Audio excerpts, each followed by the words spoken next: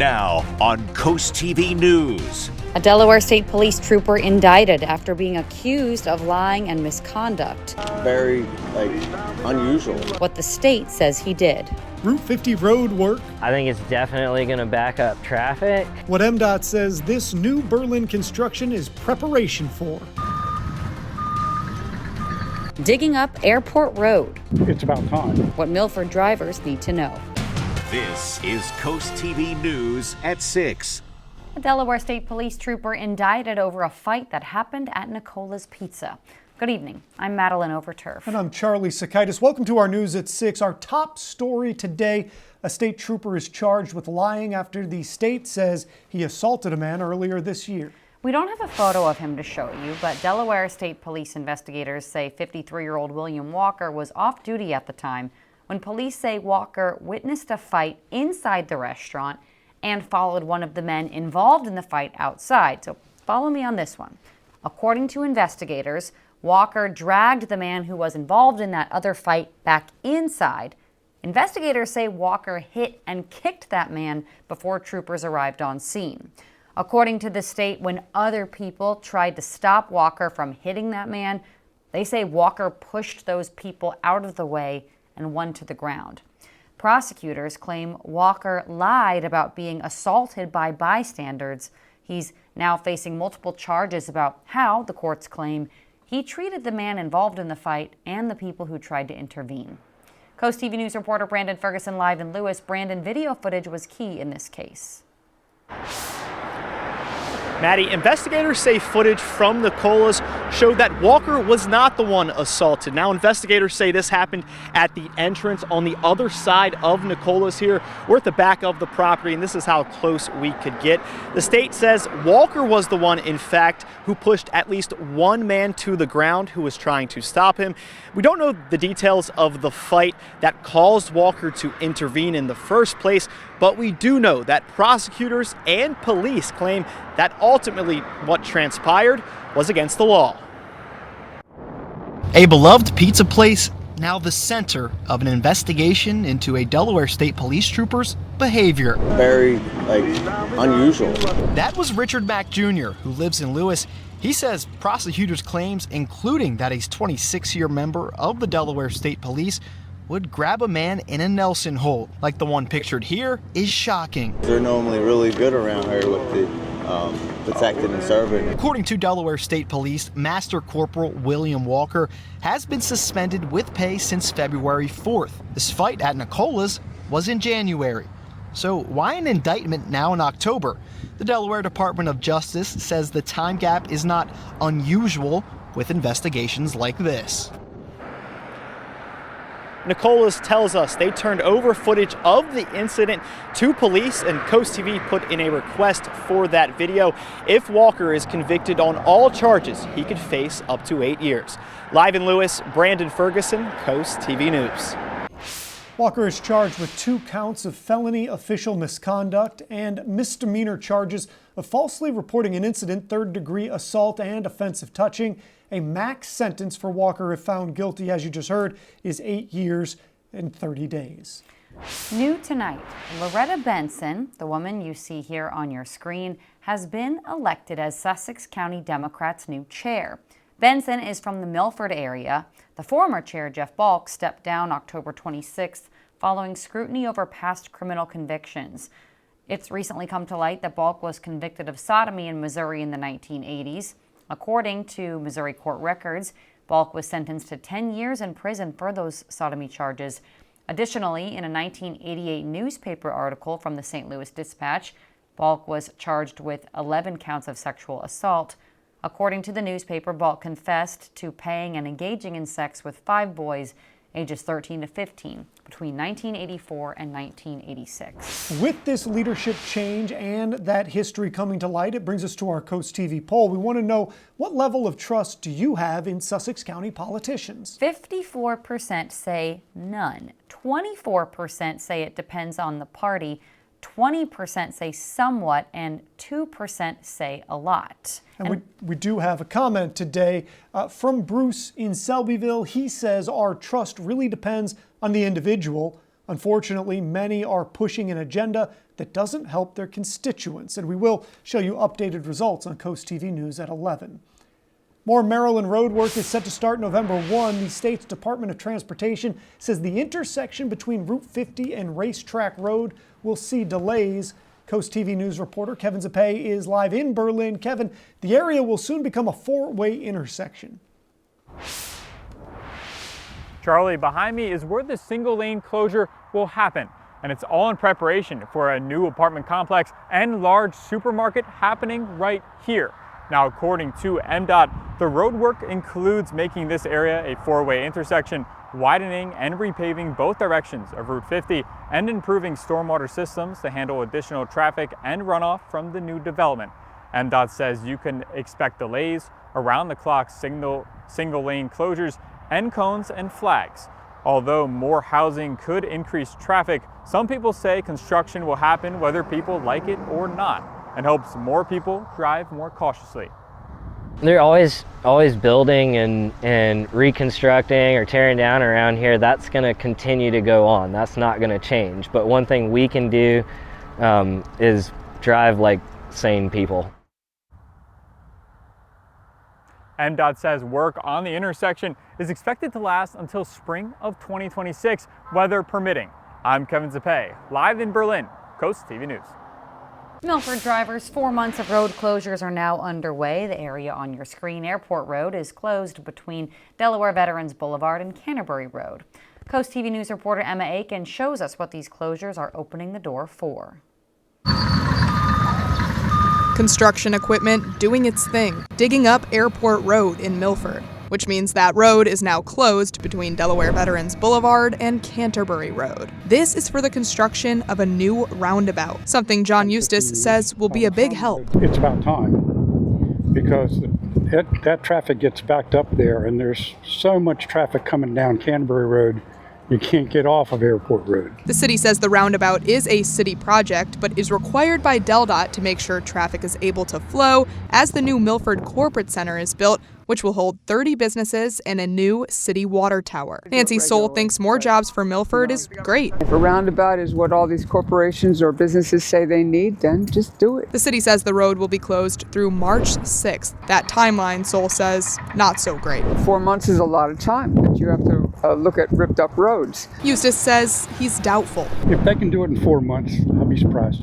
As the airport road closure is still going on, a second closure will then come into play. That's on Canterbury Road at the intersection of Airport Road, and that will begin November 24th. Reporting here in Milford, Emma Aiken, Coast TV News. Let's go ahead and take a live look outside into Rehoboth Beach as we turn it over to our first alert meteorologist, Bob Trihey, with a look at our forecast. Bob? Maddie, our weather is unsettled and windy, but nothing to the degree like they're seeing in Jamaica. Hurricane Melissa made landfall earlier as a Category 5 storm, packing winds of 200 miles per hour. Unfortunately, we're going to see really a lot of devastation here and sad video coming out of here. But right now it's a Category 4. It's weakening as it's moving over the mountains of western Jamaica. Much more on that coming up a little bit later on. Otherwise, closer to home, we are seeing some showers across Sussex County, and it's windy, it's raw, and it's cold out there. Ellendale to Laurel, also west of Salisbury, we're seeing some showers. As we're seeing this flow coming off the ocean, high pressure to the north, low pressure to the south will keep us unsettled. We're seeing temperatures in the low to mid 50s, really nasty, and winds that are gusting 25 to 35 miles per hour. So hang on to your hats this evening. Windy with occasional showers by shortly after midnight, lower 50s. So it's going to be unsettled with even more rain and wind increasing tomorrow night into Thursday with a yellow alert. More on that coming up a little bit later on. Bob, thank you. The Milton Theater has begun construction on a new education wing, marking a major milestone in the venue's ongoing mission to expand arts, education, and creative opportunities. So we actually have a live picture here. Looks like some folks are right in front of our camera. There's about to be an event to mark this occasion. You can see not exactly happening quite yet, but this is happening inside the theater, understandably so with the rain. And again, the people you're seeing here are there to celebrate this monumental occasion. for the Milton Theater. As we pan out, you can see a little bit more of the folks there speaking. We're going to break this all down and have some more details for you on the Milton Theater and plans to expand coming up on Coast TV News at 11. State leaders and housing officials gathered today to review the results of Delaware's rent reporting pilot program launched in 2023. The program gives low-income renters a chance to build credit through on-time rent reporting and financial coaching. Leaders say of 225 people taking part, more than half saw their credit scores increase. Officials say the gains were substantial, with an average increase of 51 points. It's really important for people to have a good credit score so they can move throughout the housing system. This is a tool in the toolbox that allows people to increase their credit score by having their on-time rent payments recorded with the credit bureaus. Delaware is one of the first states to launch a pilot rent reporting program funded with $200,000 from the American Rescue Plan Act.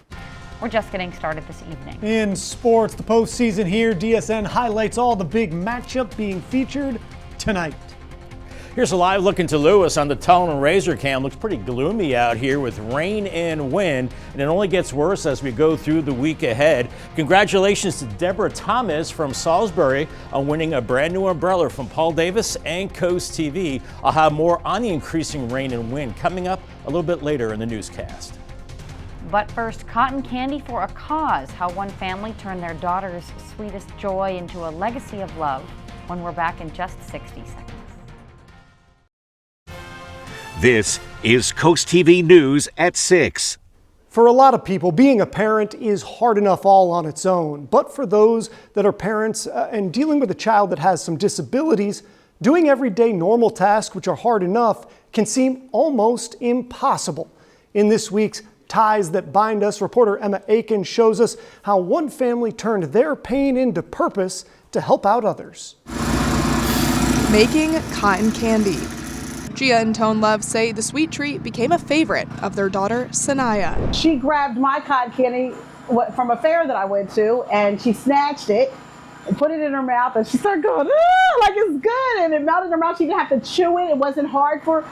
And she was so happy. Sanaya was born with a rare condition called microcephaly, which caused her to have cerebral palsy, autism, and epilepsy. So as you can imagine, eating most foods wasn't easy.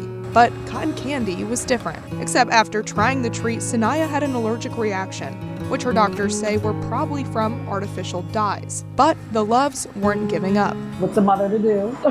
I figured out how to make it organic, where it's less sugar in it than a can of soda, a box drink for kids. There's no artificial flavors, there's no dyes, there's no preservatives in it. It's as good can get.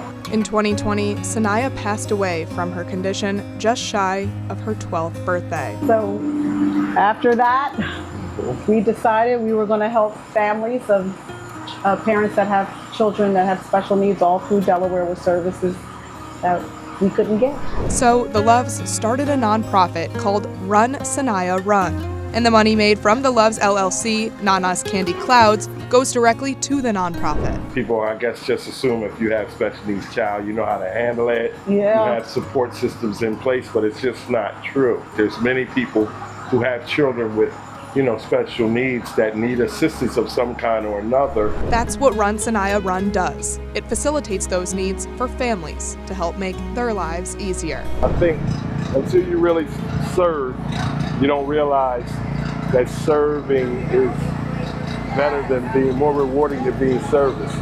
And I will say, and us doing this now, how much joy we get from just helping others.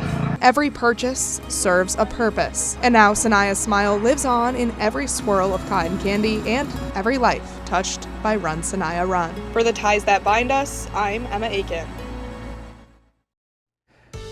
It has turned into a raw, windy, and wet day across Delmarva. Got our helmet cam right now, 58 degrees. We've got some white caps on Indian River Bay, and the sky's just looking really ominous. And as we go through the evening, temperatures falling through the 50s with occasional showers. But we should count our lucky stars that we're not in Jamaica dealing with what they're dealing with. It is unbelievable, this amazing storm, Melissa, that crashed on shore with winds 200 miles per hour. It is the strongest hurricane to ever hit Jamaica, and it's top 3 on the list right now as far as lowest pressure. Now, it moved over western Jamaica, lots of mountains here, it kind of shredded it up a little bit, and now it's a category 4, but still a major hurricane. Winds 145, gusting to 175. We had wind gusts over 200 miles per hour at the coast at landfall and up to about 3 feet of rain. So a lot of mountains there, and that water is only going down. Now, here's the list of the deepest storms, the lowest central pressure. Melissa, 892 millibars, tied with the Labor Day hurricane back in 1935. Only 2 were stronger than Melissa and the Labor Day storm. It was Gilbert in 88 with 888 millibars, and Wilma was number 1 on the list back in 2005 at 882. It'll move over the Caribbean and maybe re-intensify a little bit as it moves over eastern Cuba as a category 4, and then it shoots to the northeast quicker and maybe affecting Bermuda as a category 2 hurricane. Closer home, not associated with Melissa, we'll be looking at our own storm later Wednesday into Thursday morning. Rain, maybe 1 to 3 inches, winds 35 to 40 plus miles per hour. Maybe some damaging winds on Thursday with some storms and some coastal flooding too. But right now we're seeing the showers out there across Sussex County. Keep the umbrella handy. Also back through the eastern shore around the Salisbury area. And more of those shore showers moving in off the ocean with an easterly flow as we have high pressure to the north, low pressure to the south, and that pressure gradient. It is raw out there right now. Temperatures in the low 50s, and we're going to be seeing wind gusts over 30 miles per hour, and that's what we're already seeing inland areas as well. This evening, we're seeing the showers. They'll be on and off through the overnight and into Wednesday, mostly cloudy, more showers, but I think we get into the heavier rain Wednesday night as low pressure comes. The wind's going to be increasing as well. And then into Thursday, very heavy rain and maybe thunderstorms and maybe damaging winds. We have a yellow alert into Thursday morning for that, and then clearing out into Thursday evening. As Wednesday, we're seeing those winds 30 to close to 40 miles per hour tomorrow evening, then really strong Thursday morning, maybe close to 50 miles per hour, and remaining pretty windy after that, with a coastal flood advisory at time of high tide along the Delaware and Maryland coasts, and a gale warning too down the coast as well. As we see the system sliding through, and then into Halloween, it's just windy and dry and at least a half an inch of rain, maybe more. Paul Davis 7-day forecast. Halloween 61. This weekend dry as that with high around 60. Remember, clocks go back 1 hour Sunday morning as we end daylight saving time. Delmarva Sports Network from the Wawa Studios. Good evening, sports fans. It is playoff time on the peninsula, and we start in the Free State at 6:30 p.m. It's Kent Island and Queen Anne's County in girls soccer. Last year, these two squads met in the region finals, where the Lions came out on top and went on to become state champions in Class 2A. And we've got a showdown in girls soccer at 7 p.m. It's Mardella and Snow Hill. The Eagles have been phenomenal all year long. They enter the playoffs at 10-2.